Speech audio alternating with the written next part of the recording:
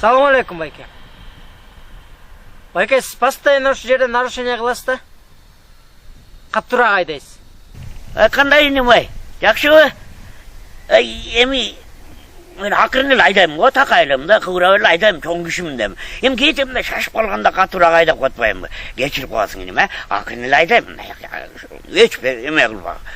Байке, эрежени бузбаңыз да. Сиз биздин айылдык болгон үчүн сизге переживать этип атпаймынбы?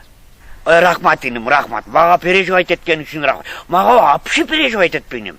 Эч коркпо, менден такыр сарсан болобу. Переживать этпе мага. Мен акырын эле айдайм, акырын, иним, рахмат иним. Переживать этпе.